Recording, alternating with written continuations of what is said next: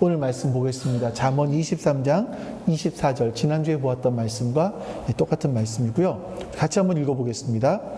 의인의 아버지는 크게 기뻐할 것이며 지혜로운 자식을 둔 아버지는 크게 즐거워할 것이다. 오늘은 이제 지난주에 이어서 어머니에 대한 말씀들을 같이 한번 나누는 시간입니다. 어쩌면 지난주에 아버지에 대한 말씀들을 나누면서 너무나 좀 부정적인 얘기들을 한 것이 아닌가 이런 생각을 하실지도 모르겠어요. 사실 아버지와 어머니는 우리에게 긍정적인 부분들을 많이 주신 분들이시죠. 근데 이런 게 있습니다. 나는 사랑이라고 부모님들이 사랑이라고 하면서 자식에게 대했는데 사실 그것이 사랑이 아닌 경우들이 많이 있죠. 저는 요즘에 특별히 더 많이 보는 것 같아요. 이런 부분들 우리가 부모님께 받았지만 부모님은 사랑이라고 했을지 모르겠지만 자식의 입장에서는 사랑이 아니었던 어떤 부정적인 부분들이 있을 수 있습니다. 이런 것들을 정직하게 바라보면서 우리가 오늘 말씀들을 같이 나누려고 해요. 자, 오늘도 마찬가지입니다. 지난주에와 똑같이 설교를 들으실 때 그럼 나는 어떤 엄마여야 되는가? 이걸 보셔야 되는 게 아니에요. 지난주에는 나의 아빠와 아버지와 나와 어떤 관계인가? 이 관계를 해결해야 되는 걸 말씀드렸어요. 오늘도 마찬가지로 내가 어떤 어머니인가가 아니라 어머니와 나와의 관계는 어떤가예요. 그분이 돌아가셨던 생존에 계시던 나와 어머니는 어떤 관계인가? 부정적인 부분들, 긍정적인 부분들을 점검해 보시는 거예요. 오늘 말씀을 통해서 우리가 어머니라는 단어를 들으면 일반적으로 떠오르는 단어들이 있습니다. 이게 약간 어떤 분들은 신화적인 표현이다라고 표현을 해요. 얘기를 해요. 신화적이고 이상적인 표현이다라고 하는데 이런 노래가 있죠. 어머님은 짜장면이 싫다고 하셨어. 야이야이야. 이거 있잖아요. 자, 이게 왜 짜장면이 싫다고 하시죠? 그 앞에 가사에 보니까 이런 부분이 나오더라고요. 너무 어려웠어요. 그래서 맨날 어머니가 안 계실 때 라면만 끓여 먹다가 하루는 너무나 짜장면이 먹고 싶어서 어머니에게 짜장면을 사달라고 막 쫄랐죠. 그래서 어머니가 비상금을 털어서 짜장면을 사준 거예요. 2절에서는 가세가 피었다라는 얘기가 나오기도 하지만 이 말씀 이거 보면 그렇죠. 이제 어머니는 나는 짜장면이 싫다. 너나 많이 먹어라 하면서 희생하시는 분. 어머니는 사랑이 있으신 분. 어머니 하면 따뜻한 품 이런 것들이 사실은 우리가 떠올라요. 근데 이것은 굉장히 신화적인 표현이다라는 이야기들을 많이 해요. 저는 실제 이런 것들을 너무나 많이 보는 것 같습니다. 어머니들이 아버지 못지않게 비정한 어머니들이 굉장히 많습니다. 신문에 보면 이렇게 이런 것들 있잖아요. 아버지가 폭력을 하는데 어머니는 거기에 맞서서 아이를 구하기 위해서 남편을 어떻게 살해했다. 이런 이야기들이 어쩌다 한 번씩 나오기도 하잖아요. 근데 제 주변에서는 그런 경우보다 어머니가 자식을 버리고 떠난 경우들을 훨씬 더 많이 봅니다. 예전에 우리 교회에서 공부방을 할 때 와서 공부했던 아이들을 보면 아버지와 함께 살기도 해요. 아버지도 방임하지만 어머니는 다 집을 떠났어요. 아버지와 자식들이 살기도 하고 또 아버지, 어머니 그리고 아버지, 할머니, 손주들이 살기도 하고 오히려 어머니는 굉장히 비정하게 자식들을 버리고 떠나는 경우들이 많이 있었습니다. 또 이런 것도 볼 수 있죠. 아버지의 가정폭력이 있을 수도 있고 성폭력이 있을 수 있어요. 근데 그 배후에는 뭐가 있냐면 어머니의 동조 내지는 어머니의 방임이 있습니다. 어떤 어머니는 이럴 수 있습니다. 자녀에게 부족한 것 없이 다 채워줄 수도 있겠죠. 하지만 그 아버지로부터 물려받은 그런 상처들이 또 이게 내 안에서 해결되지 못하고 자식에게 고스란히 대물림하는 경우도 있어요. 그래서 아이들 역시 정신적으로 건강하지 못한 삶을 살아갑니다.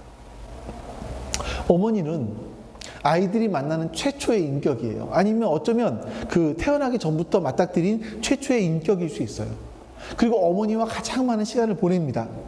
그래서 어머니는 아이들에게 굉장히 큰 영향을 끼칠 수밖에 없어요.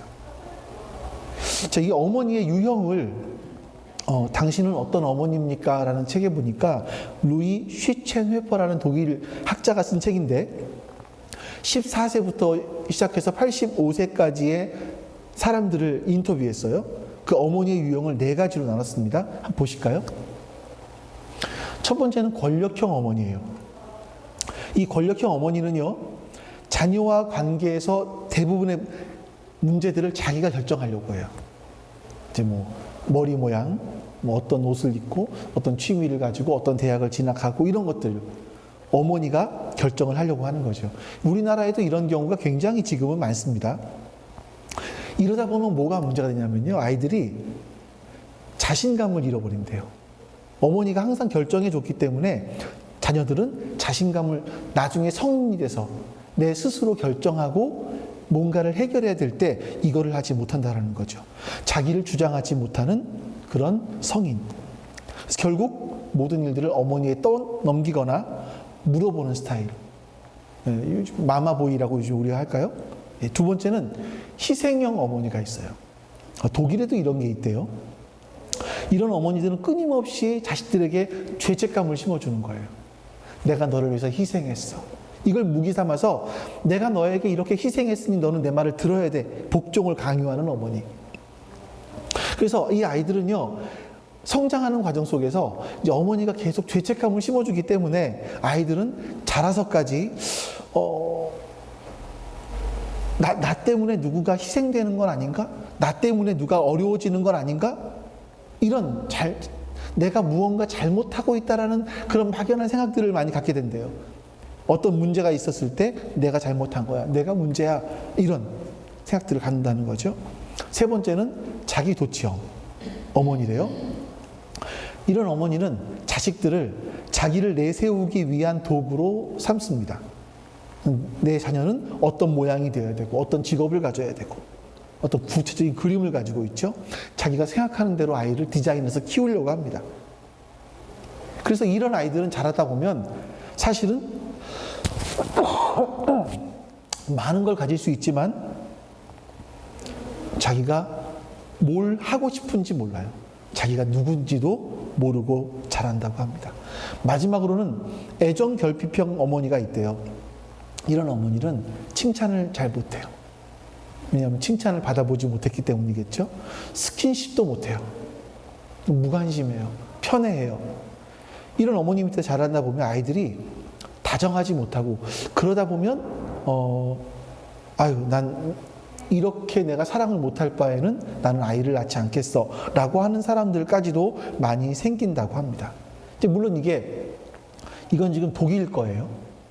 우리와는 좀 다를 수 있어요. 근데 여기서 이제 우리와 굉장히 비슷한 것들을 몇 가지만 더 말씀드려 볼게요. 혹시 귀남이와 후남이를 아시나요? 옛날 드라마에 나왔대요. 최수종 씨가 귀남이었고 김희애 씨가 후남이었을 거예요, 아마. 귀남이는 귀한 아들이고, 서원이가 알까요? 후남이가 뭔지? 네. 첫째가 귀한 남자였어, 아들이었어. 둘째 후남이는 뭘까요? 귀한 아들, 후남? 나중에 남자 낳아라. 너 다음에는, 너 후에는 아들 낳아라. 이런 이름이라고 해요. 그래서 후남아 부를 때마다 너 다음에는 아들 낳아야 돼. 이런 뜻이라고 했다는 거죠.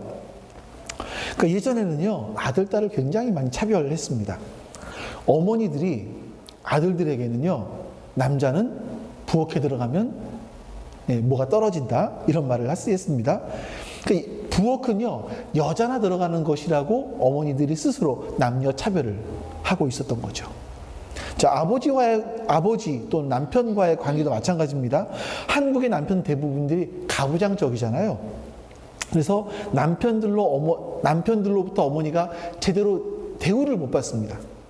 이런 가정이 많았죠, 옛날에. 그럴 때 이 가정에서 태어난 자식들은 어머니를 동정해요. 어머니를 좀 불쌍하게 보는 게 있어요. 근데 이게 내 속에 들어와서 어떤 게 형성되냐면 남자와 여자는 차별하는 거야 라는 생각들이 드는 거죠. 뿐만 아닙니다. 어머니에게서 많이 볼 수 있는 것들이 가족 이기주의, 우리 가족, 내 가족, 이런 것들이 자식들 안에 들어오는 겁니다. 암탉이 울면 집안이 망한다고 하죠. 근데 요즘에는요, 암탉이 울어야 된다 그러더라고요. 뭐 때문이라더라? 암탉이 울어야 된다는 말도 하던데, 이런 경우에요. 예를 들어서 딸이 대학원을 가요. 우리 딸 대학원 다니는데 딸이 대학원을 가요. 그러면 부모님은 애를 봐줘요. 며느리가 대학원을 가요. 야, 여자가 뭐 그런 데까지 가 하면서 며느리가 대학원 가는 것은 막죠. 암탉이 울면 집안이 망한다, 이런 말을 하기도 했습니다. 그러니까 자기 딸과 며느리를 차별하는 모습들. 그래서 결국 이게 뭐냐면 피가 안 섞인 사람들은 남이에요. 내 가족 아니다. 며느리도 내 가족이 될 수 없고 사위도 내 가족이 될 수 없다. 경계를 딱 거놓는 모습들이 어머니의 모습들이었다는 거죠. 자, 이런 것들이 우리에게 많은 영향을 끼치게 됩니다. 그래서 이렇게 보면 이 독일의 상황과 거기다 플러스해서 우리나라 어머님들은 여러 가지가 복합되어 있는 많은 상처들을 가지고, 많은 아픔들을 가지고 우리들을 길러내셨죠.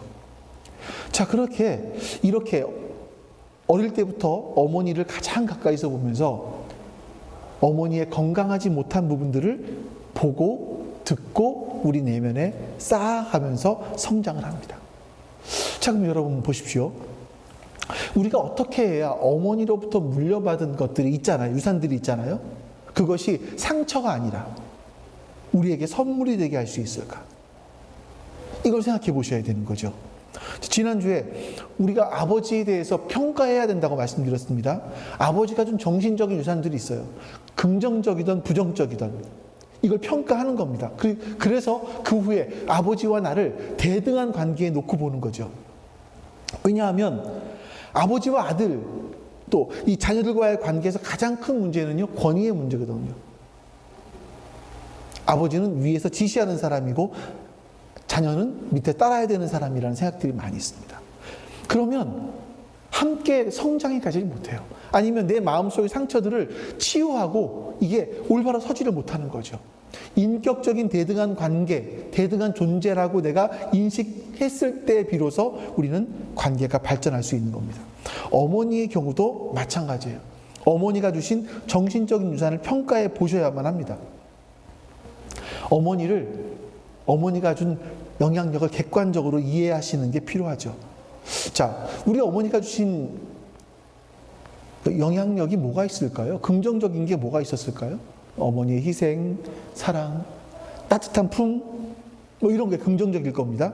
하지만 부정적인 것도 있어요.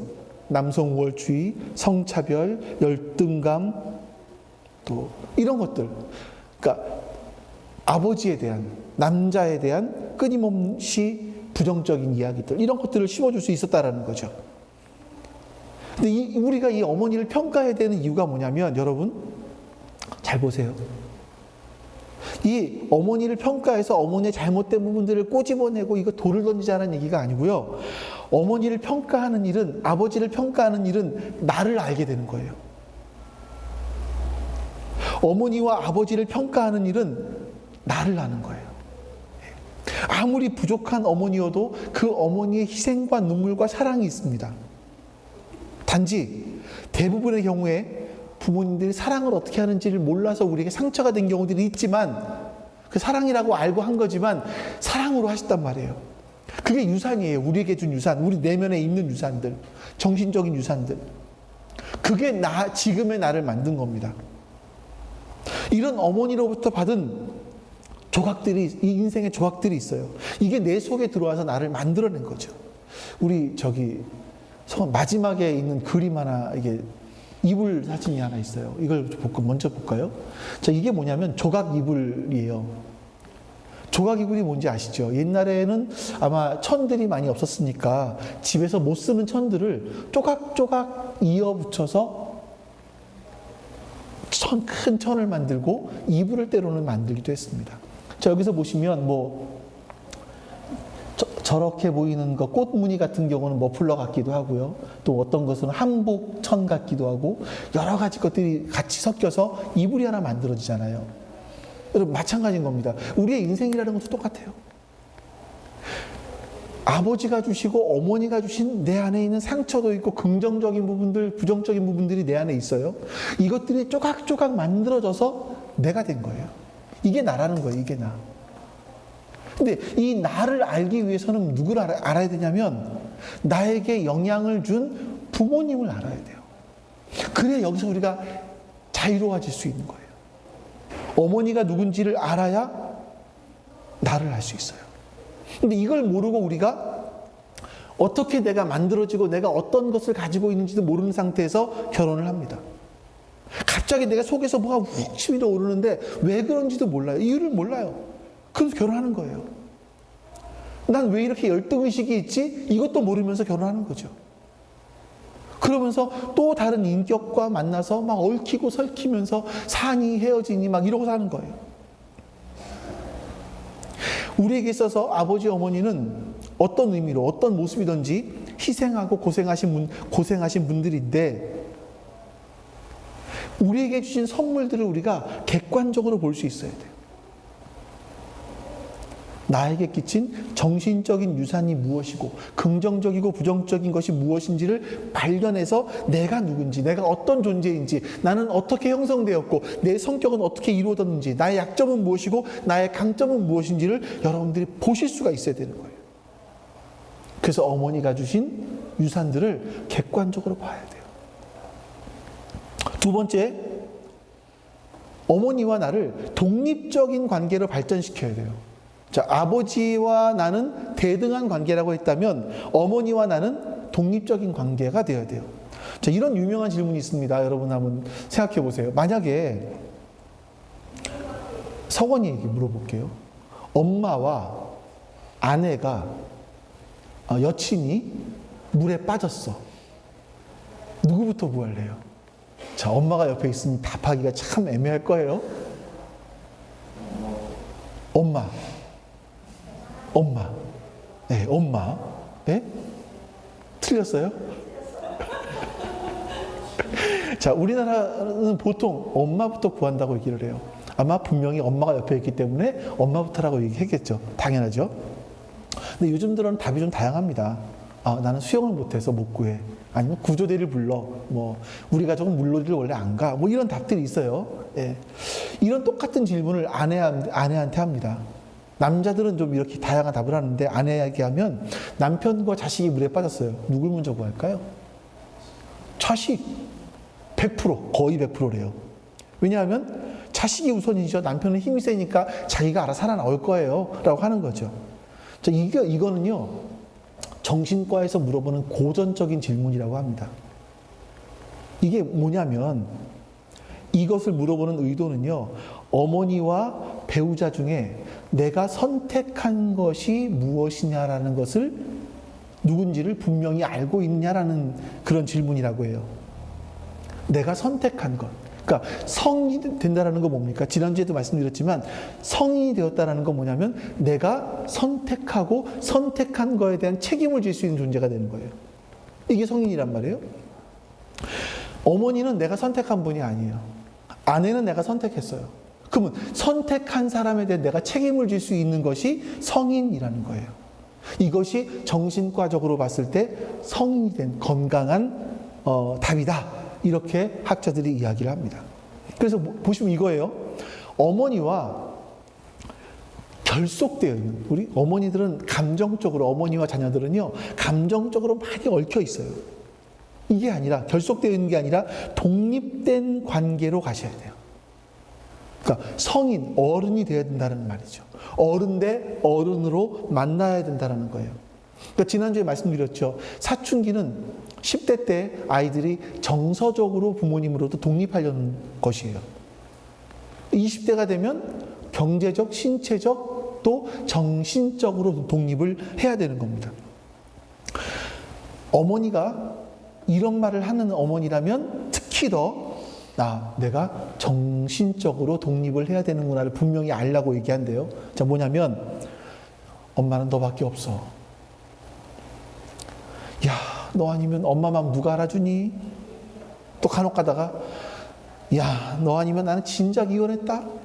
너 때문에 같이 사는 거야. 제가 많이 들었던 말이거든요. 이럴 때 어머니로부터 정신적으로 독립할 수 있어야 된다고 말합니다. 자, 이 정신적인 독립이라는 것은 뭐냐면 어머니한테 이제 관계를 끊어라라는 게 아니죠. 어머니에게 마땅히 돌려드려야 될 효와 존중은 해야 돼요. 이건 하는 거예요. 근데 내가 그 어머니에 대해서 독립된 인격으로 서야 된다라는 거예요. 어머니, 제가 이제 어른이 되었습니다. 이제는 제가 결정하고 제가 책임을 져야 됩니다. 이렇게 말할 수 있어야 된다는 거죠. 어머니가 서운할 수 있어요. 지금까지는 헬리콥터 마음으로 해서 계속 컨트롤했는데 이제 그거를 거부하니 서운할 수도 있겠지만 그래서 계속 끊임없는 어머니에게 사랑 표현도 해야 되는 거죠. 근데 이게 쉬운 일은 아닙니다. 하지만 어머니가 나에게 준 유산들이 나의 인생 속에 선물이 되기 위해서는요, 우리가 그것을 할 수 있어야 한다는 거죠. 어머니가 나에게 주신 부정적인 것이든 긍정적인 것이든 이 유산들이 나에게 선물이 되기 위해서는요, 어머니를 평가해 보셔야 돼요. 제대로, 객관적으로. 어머니를 평가하기 위해서는 독립된 관계, 인격 대 인격으로, 어른 대 어른으로 만나야 되는 것이 필요합니다. 자, 그런데 제가 지금까지는 이론적인 걸 말씀드렸어요. 이론을 알면 우리가 어려움이 왔을 때 조금 풀어나가는데 도움이 될 수 있기는 합니다. 근데 문제는 뭐냐면요, 내 속이 강하지 않으면 이론을 알아도 그것을 실천할 수가 없어요. 그래서 그냥 대부분의 경우는 보면 그냥 살지, 덮어두고 살지, 이러면 살아갑니다. 이거를 해결하는 방법들을 우리가 아셔야 되는데, 제가 지난주에 말씀드렸던 오늘 본문이기도 하지만 아버지와의 관계에서는 여러분 제3의 시각을 발견한다고 말씀드렸어요. 아버지와 나를 내가 대등한 관계로 가려면 아버지의 시각도 아니고 아들의 시각도 아니고 딸의 시각도 아닌 제3의 시각이 필요하다. 이 3의 시각이 뭐죠? 하나님의 시각입니다. 오늘 본문 말씀 다시 볼까요? 잠언서 같이 읽어보겠습니다. 의인의 아버지는 크게 기뻐할 것이며 지혜로운 자식을 둔 아버지는 크게 즐거워할 것이다. 자, 의인이 뭐라 그랬습니까? 의로운 사람이 누구라고요? 하나님과 올바른 관계를 맺은 사람이에요. 이 의인이에요. 지혜로운 사람은요, 하나님을 경외하는 사람이에요. 하나님과 올바른 관계를 맺고 하나님을 두려워할 수 있는 그런 시선으로 모든 상황을 볼 수 있는 사람, 이걸 말해요. 이런 사람이 이 하나님의 시각으로 아버지를 볼 수 있고 어머니를 볼 수 있어야 되는 거예요.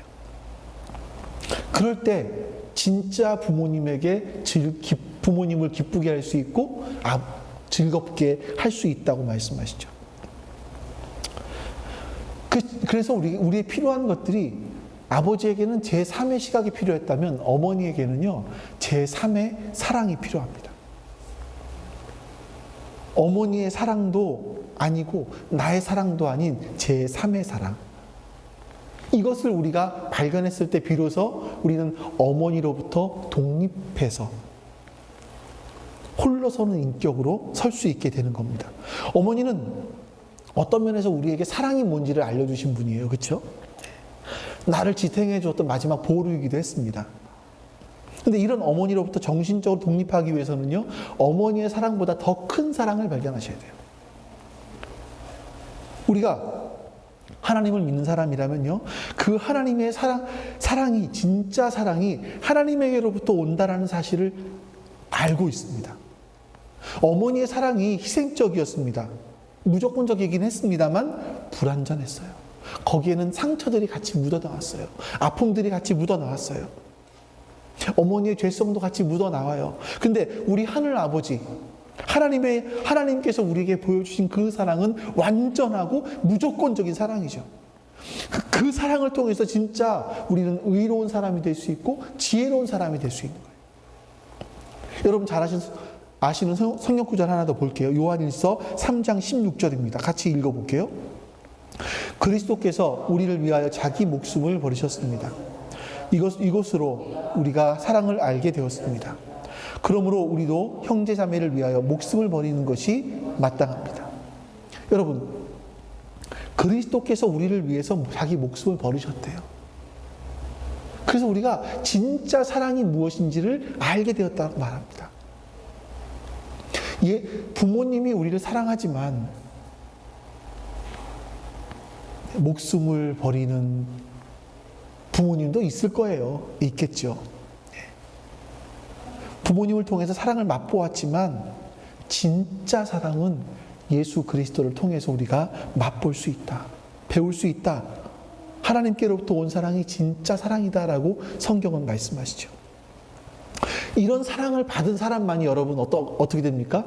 형제 자매를 위해서 목숨을 버릴 수 있는 일이 가능해요. 부모님께 받은 사랑은요, 역시 부모님께 받아서 나밖에 모르고 내 자식밖에 모를 수 있어요. 네. 하지만 하나님께 사랑을 받은 사람들은요, 형제 자매를 위해서 자기 목숨을 버릴 정도까지 사랑할 수 있다. 그렇게 하는 것이 마땅하다라고 말합니다.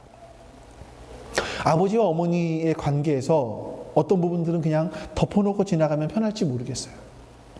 내 속에서 해결되지 않지만 겉으로 드러난 갈등이 없다면 그냥 더 편할 수 있겠지만 여러분들이 부모님과 같이 성장하길 원한다면 우리는 부모님에 대해서 진짜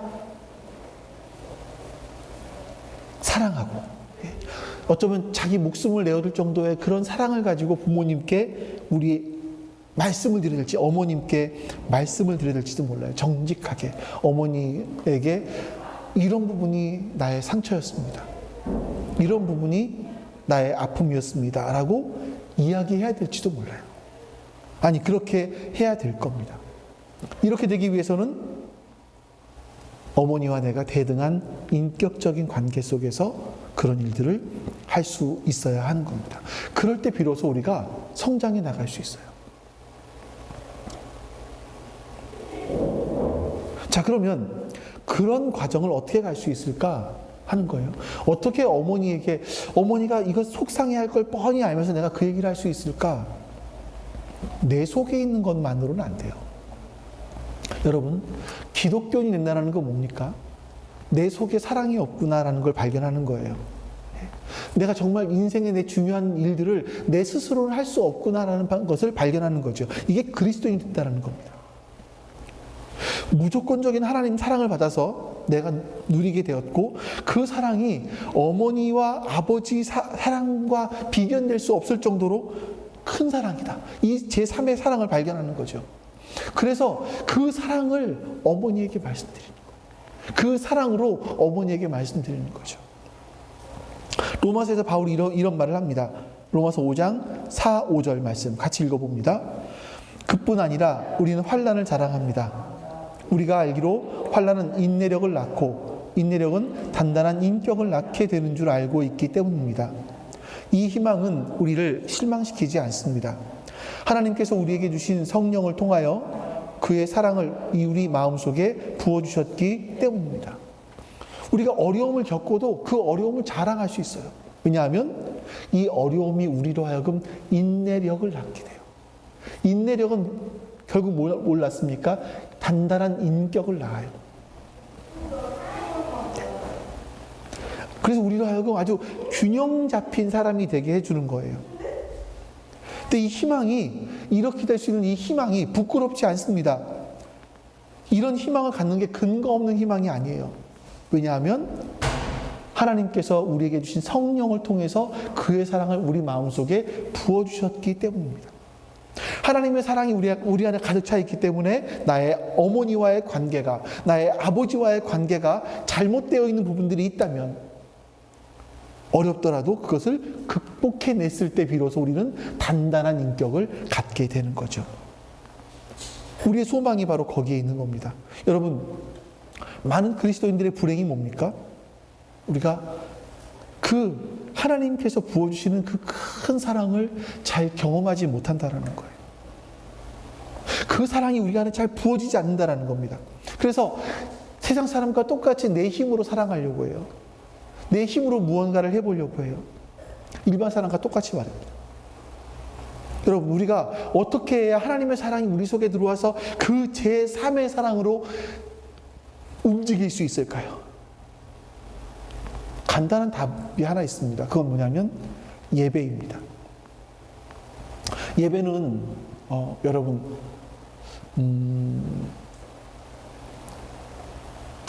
이런 경우들을, 그러니까 학자들이 많이 이야기하는 경우들이 있습니다. 예배를 말할 때 예배인가 쇼인가. 자, 여러분, 쇼라는 개념이 뭐죠? 잘 준비되어 있는 각본들이 있습니다.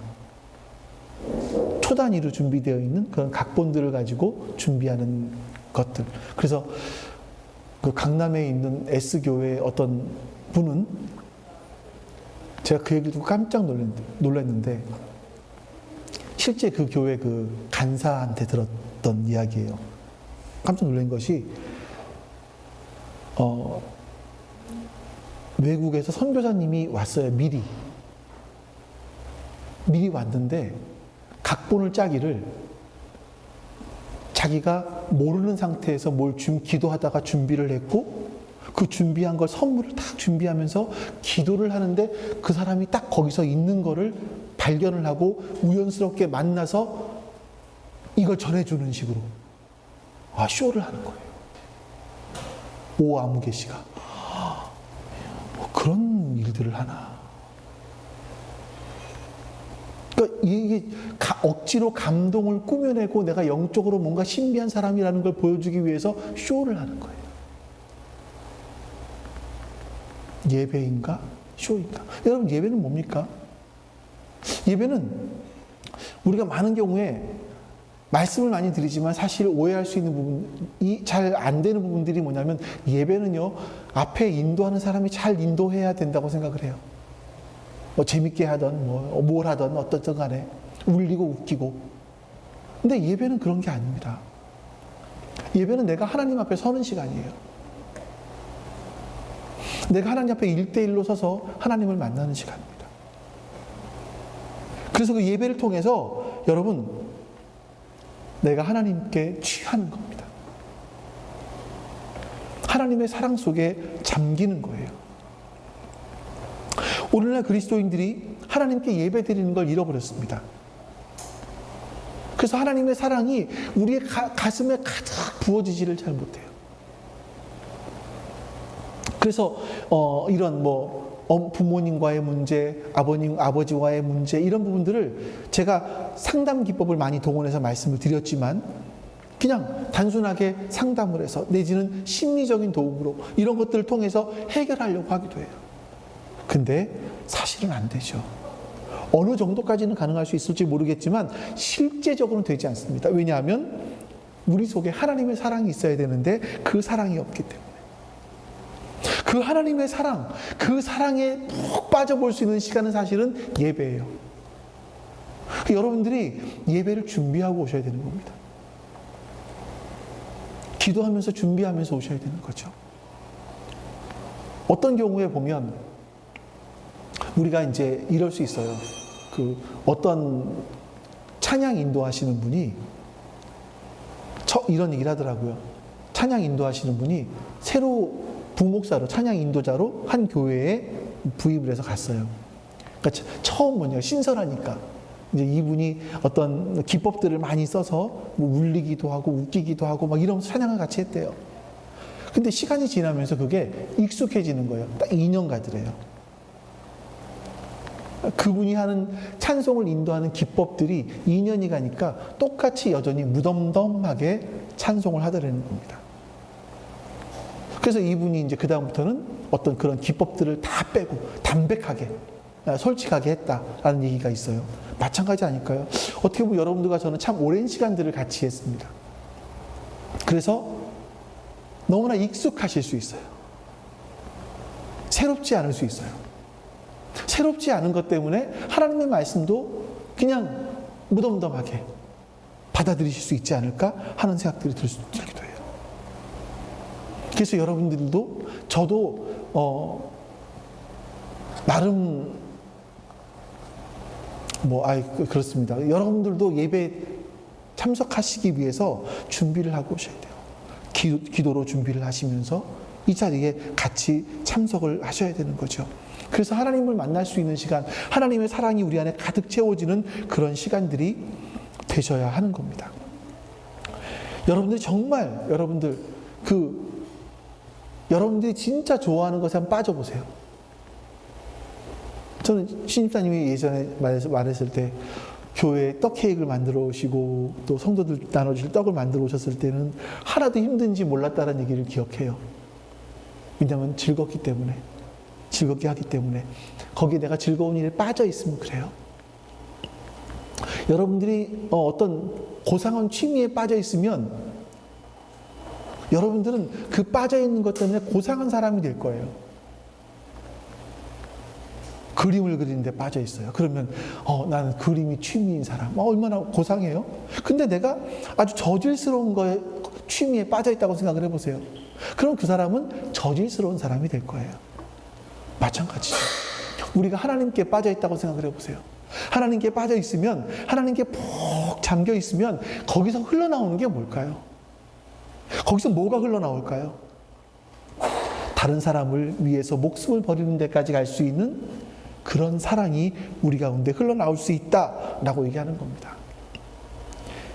이게 바로 제3의 사랑이고, 이 제3의 사랑을 가지고 있었을 때 비로소 우리는 어머님으로부터 독립적인 인격으로 서서 어머니와 함께 성장해 나갈 수 있는 거예요. 저는 여러분들이 저희 예은이는 보니까 엄마와 같이 이야기하는 시간들이 굉장히 많아요. 그러면서 같이 이야기하면서 서로 성장해가는 모습들을 보기도 해요. 저는 진짜 그런 부분들이 우리에게 필요하다고 생각을 해요. 석원이도 엄마와 함께 이야기하면서 서로 성장해가는 부분들이 필요하죠. 네. 전에도 이야기를 얼핏 듣긴 했는데 그런 엄마와 같이 이야기하는, 직장에서 있었던 일들을 엄마와 같이 이야기하면서 어떻게 이 문제를 해결해 나갈 수 있을까? 인격 대 인격으로 서서. 아까 보여드린 사진 다시 한번 보여주시겠습니까? 네. 이 조각 이불을 보시면 우리의 삶 가운데 여러 가지 인생의 조각들이 있을 수 있어요.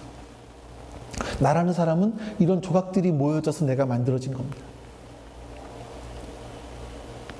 자, 근데 나라는 사람이 만들어지기 위해서, 내 인격이 만들어지기 위해서는 그것들이 다 아버지와 어머니로부터 받은 것들이에요. 이것들이 다 잘 만들어서 잘라서 붙여야 이런 하나의 이불, 내 인생이 올바른 인생이 되는 거죠. 어떤 분은 이럴 수 있습니다. 내 인생에는 이런 못 쓸 것 같은 조각들이 너무나 많이 있죠. 왜 내 인생 속에는 이렇게 필요 없는 조각들이 많이 있죠? 여러분, 그거 없애버리지 마십시오. 그거 나입니다. 그게 나입니다. 그거를 하나님의 시각으로, 하나님의 사랑으로 잘 다듬어서 만들어내는 거예요, 나를. 그것이 있어야 될 위치에 갖다 놓는 거예요. 서로 붙이는 거죠. 그러면 그것이 내 인격이 되고 내 인생이 되는 겁니다. 어떤 한 목사님은 동성애에 대한 그 욕구가 엄청 컸어요. 그러니까 자라면서부터 동성애에 대한 그런 마음들이 있으셨던 것 같아요. 그분은 나중에 목사가 되었는데 동성애 쪽으로 간 건 아니고요. 그것 때문에 굉장한 고민과 고뇌를 하면서 이런 책을 써내요. 상처 입은 치유자라는 책을 씁니다. 자신 안에 그런 상처들이 있었기 때문에 같이 아파하는 사람들을 볼 수 있었다. 그런 걸로 인해서 고민하는 사람들을 볼 수 있었다라고 얘기를 해요. 여러분, 내 인생 속의 아픔도 사실은 하나님께 들려졌을 때는요, 요셉이 고백한 거 있지 않습니까? 하나님은 해를 선으로 바꾸시는 분이세요. 내가 분명히 나 인생 속에 별 필요 없는 것처럼 보였는데 왜 내 삶 속에는 이런 조각들이 있나 생각이 됐는데, 알고 보니까 그것이 다른 사람들의 마음을 알아줄 수 있고 공감해 줄 수 있고 그 사람들을 위로해 줄 수 있는 너무나 인생의 큰 조각이었더라라는 거죠. 이런 것들이 바로 어머님과 독립적인 인격으로 서서 내 인생을 객관적으로 바라보고 내가 누군지를 알았을 때 가능한 이야기입니다. 여러분, 이것이 이런 이불들이 만들어지기 위해서는 하나님의 사랑이라는 커다란 받침대가 있어요. 거기 위에 하나씩 쌓아가는 거죠. 그래서 여러분들이 여러분의 인생의 조각들을 보면서 하나님, 이거는 어디에 사용해야 될까요? 라고 물어보셔야 합니다. 그러면 여러분들의 인생이 정말 아름다운 조각 인생으로 만들어질 줄로 믿습니다. 아버지 하나님, 하나님의 사랑은 완전합니다. 하나님의 사랑은 참으로 무조건적인 사랑이었습니다. 이 사랑을 깨닫게 해 주시옵소서. 그리고 하나님, 그 발견된 그 사랑으로 말미암아 우리 어머님도 사랑하게 해 주시옵소서. 그래서 하나님, 우리 어머니와의 관계 속에서 같이 성장해 갈 수 있는 그런 관계로 발전되어 가게 주님 은혜를 베풀어 주시옵소서. 여호와는 내게 복을 주시고 너를 지키시기를 원하며 여호와는 그의 얼굴을 내게 비추사 은혜 베푸시기를 원하며 여호와는 그 얼굴을 내게로 향하여 드사 평강 주시기를 원하노라. 이제는 우리에게 참 생명을 주시기 위하여 이 땅에 오신 우리 주 예수 그리스도의 사랑하심과 그 아들을 우리의 죄를 위해서 대신 죽게 하기 위해 이 땅에 보내신 아버지 하나님의 사랑하심과 그 사랑을 깨닫게 해주시는 성령 하나님의 교통하심이, 내주하심이 지금 주 앞에 모여 예배한 모든 하나님 백성들 머리 위에 지금부터 영원토록 함께 하시기를 간절히 축원하옵나이다. 아멘.